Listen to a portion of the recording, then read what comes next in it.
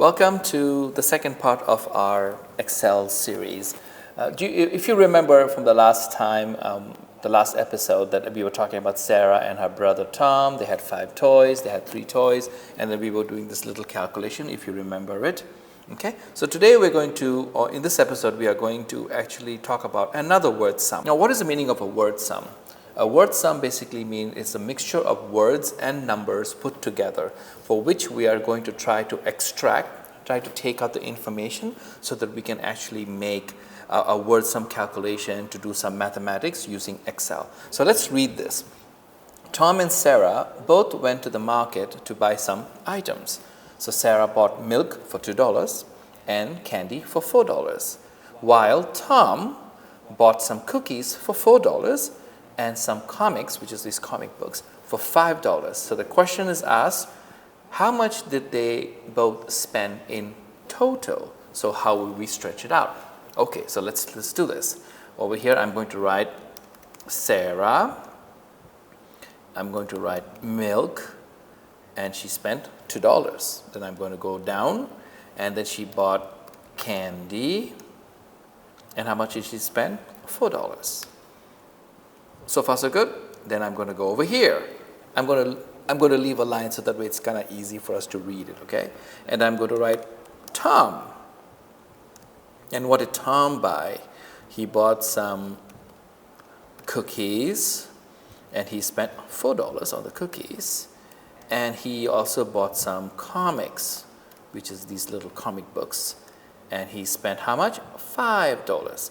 So now the question is, what is the grand total? That means, what did they spend together with all these items? Now, of course, if you were doing mathematics, you could just use a piece of paper and just count the numbers, right? But that's not the idea of this Excel thing. We are trying to use the software to calculate for us, to do the mathematics for us. So I'm going to put it on this side, so that way it's kind of like easy. So total spent, okay?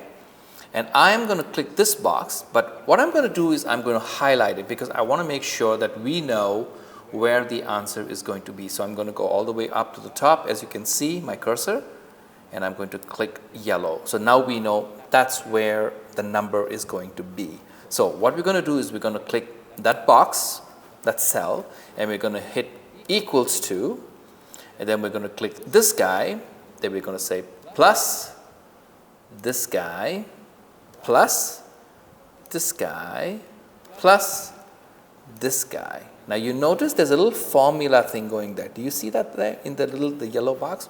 We'll come to that in one moment. Once I finish all of that, I am going to click equals to, and I'm going to click enter or return key.